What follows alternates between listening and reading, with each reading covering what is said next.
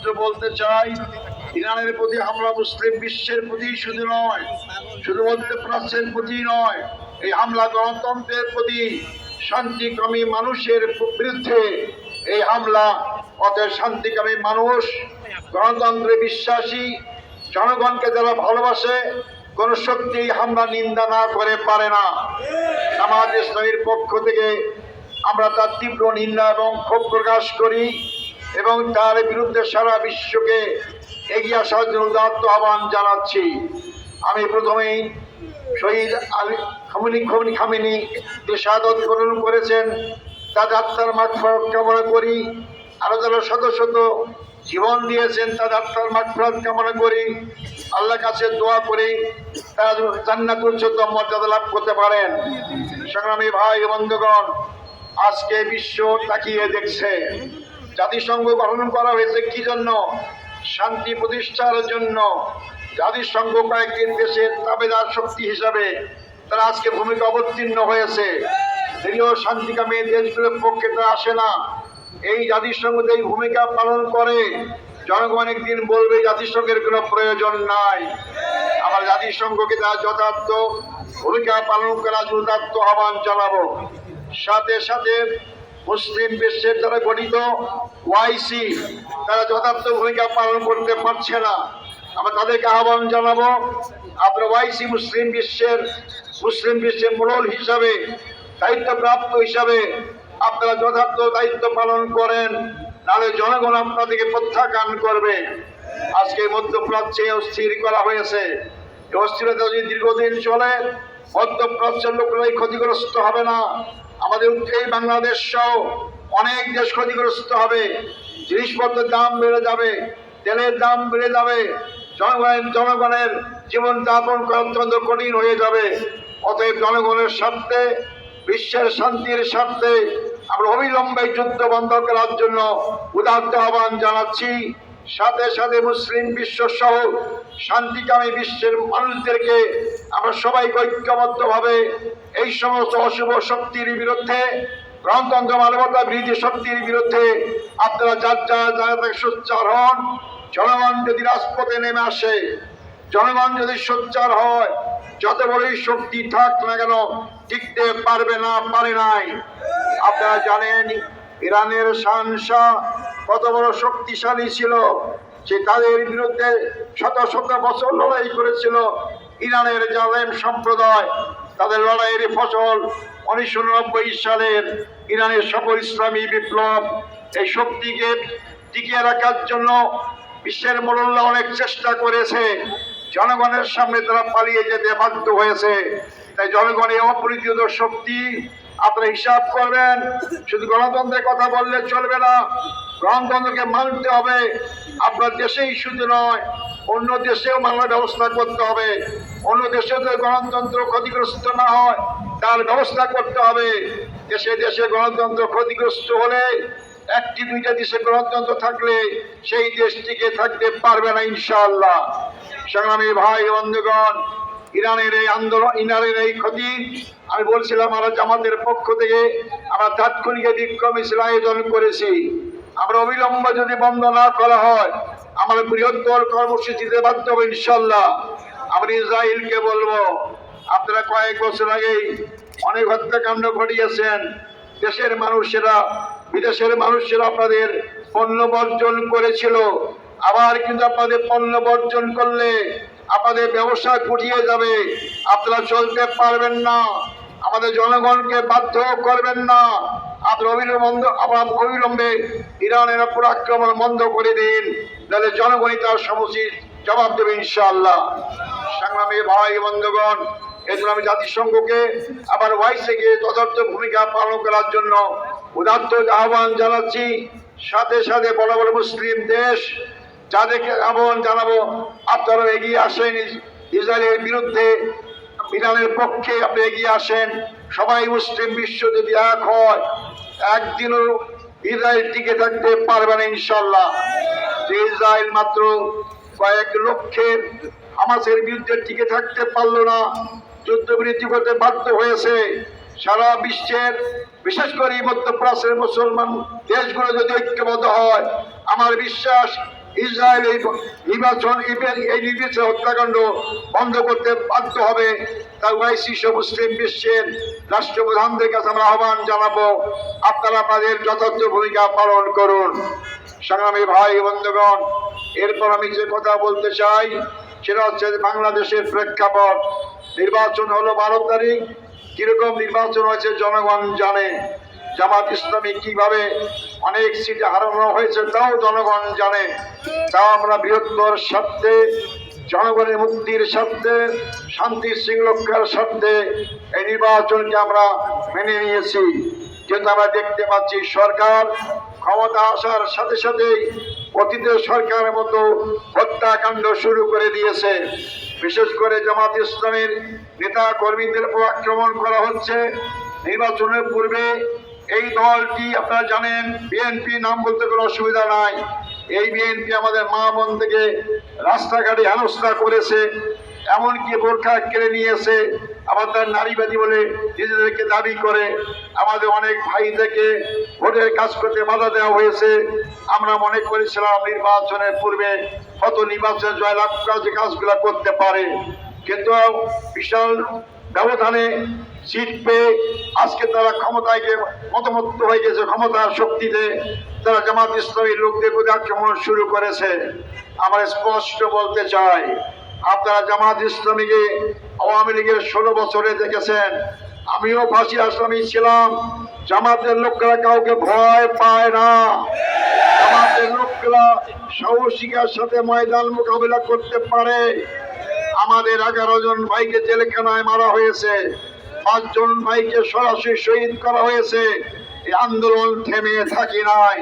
এই আন্দোলন 2টা আসন থেকে আজকে ভোট চুরির পরেও আমরা 68টা আসনে বিপুল ভোটের ব্যবধানে জয়লাভ করেছি। তার মানে আমাদের আন্দোলনকে দেশের জনগণ সমর্থন করেছে। তাই বর্তমান সরকারকে বলতে চাই, আপনারা জীবননগরের হাফিজুর রহমান ভাইকে হত্যা করেছেন। তার বড় ভাই মফিজুর রহমান আজকে জীবন সায়নে যে কোনো মুহূর্তে বলা যায় না সে বাঁচবে কি বাঁচবে না।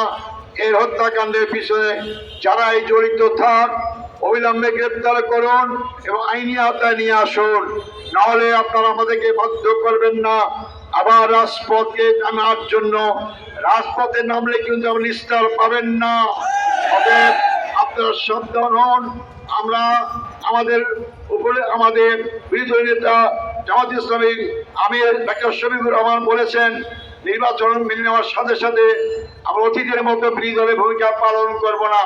আমরা ইতিবাচক পালন করতে চাই।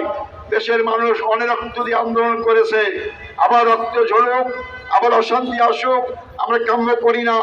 আমরা সরকারের ভালো কাজের প্রশংসা করব, অন্যায় প্রতিবাদ করব, জনগণকে সাথে নিয়ে রাজপথে এবং সংসদে।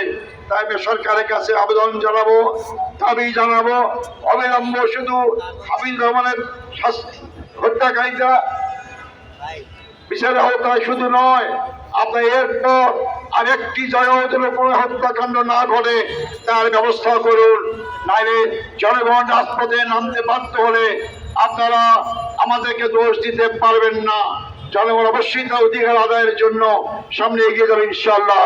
সংগ্রামী ভাই বন্ধুগণ, আগামী দিনে আপনারা ইরান এবং অন্যান্য মুসলিম দেশে আজকে জাগাত হচ্ছে তার বিরুদ্ধে সোচ্চার এবং এই সরকারের যে কোনো হত্যাকাণ্ড অন্যায়ের বিরুদ্ধে প্রতিবাদ রুখে দাঁড়াবার জন্য আপনারা এগিয়ে আসবেন। এই উদাত্ত আহ্বান জানিয়ে আমাদের হাফিজ ভাইয়ের মৃত্যুকে শাহাদত হিসেবে আলোচনা গ্রহণ করেন এবং জান্নাতের উচ্চতম পদে দান করেন, এই দোয়া কামনা করে আমার বক্তব্য এখানে শেষ করছি। আসসালামু আলাইকুম ওয়া রাহমাতুল্লাহি ওয়া বারাকাতুহু।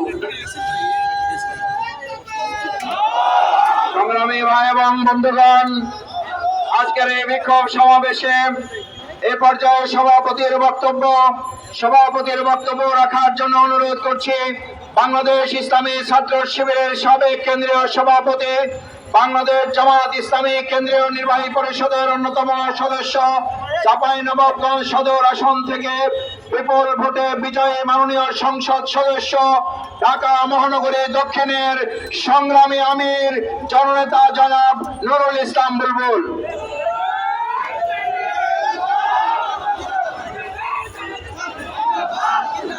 বিসমিল্লাহির রহমানির রহিম। ইরানে ন্যাক্কারজনক হামলা এবং সর্বোচ্চ ধর্মীয় নেতা জনাব আলী খামেনিকে ন্যাক্কারজনকভাবে হত্যাকাণ্ডের প্রতিবাদে বাংলাদেশ জামায়াত ইসলামী ঢাকা মহানগরী কর্তৃক আয়োজিত আজকের এই বিক্ষোভ সমাবেশের সংগ্রামী প্রধান অতিথি বাংলাদেশ জামায়াত ইসলামী সংগ্রামী কেন্দ্রীয় নায়েবে আমির নবনির্বাচিত এমপি মজলুম উদ্দিন নেতা এটিএম আজহারুল ইসলাম, উপস্থিত সংগ্রামী কেন্দ্রীয় মহানগরী নেতৃবৃন্দ, সাংবাদিক বন্ধুগণ, সমবেত সুধীমণ্ডলী, ঢাকাবাসী, আসসালামু আলাইকুম ওয়া রাহমাতুল্লাহ। সংগ্রামী ভাই বন্ধুগণ, প্রধান অতিথি বক্তব্য রেখেছেন। আমরা ইরানের ন্যাক্কারজনক হত্যাকাণ্ডের তীব্র নিন্দা এবং প্রতিবাদ জানাচ্ছি। সর্বোচ্চ ধর্মীয় নেতা আলী খামেনিকে তার পরিবার সহ হত্যা করা হয়েছে। সেই হত্যাকাণ্ড সহ যতগুলো হত্যাকাণ্ড সংঘটিত হয়েছে, আমরা সকল হত্যাকাণ্ডের তীব্র নিন্দা এবং প্রতিবাদ জানাই। ইরানে হত্যাকাণ্ডের পাশাপাশি মধ্যপ্রাচ্যে যে যুদ্ধের দাবানল চলছে, একজন নাগরিক হিসাবে, একজন মুসলিম উম্মার নাগরিক হিসাবে আমরা উদ্বিগ্ন। অবিলম্বে যুদ্ধ বন্ধ করা হোক। সংগ্রামী ঢাকাবাসী, দেশবাসী, এই ইসরায়েলি হামলা এবং হত্যাকাণ্ডের পিছনে কোন শক্তি আছে সেটি আজকে গোটা পৃথিবীর মানুষ পরিষ্কার করে জানে। সুতরাং মুসলিম উম্মাহকে আজকে ঐক্যবদ্ধ হতে হবে। ইসলামী রাষ্ট্রগুলোকে, মুসলিম রাষ্ট্রগুলোকে ঐক্যবদ্ধ হতে হবে। জাতিসংঘকে যুদ্ধ থামাতে বাধ্য করতে হবে। জাতিসংঘ বৃহৎ রাষ্ট্রগুলোর দালাল হিসেবে কাজ করে, তারা জনগণের কল্যাণে, কোন নিরীহ রাষ্ট্রের কল্যাণের জন্য নিরপেক্ষ ভূমিকা পালন করেন না।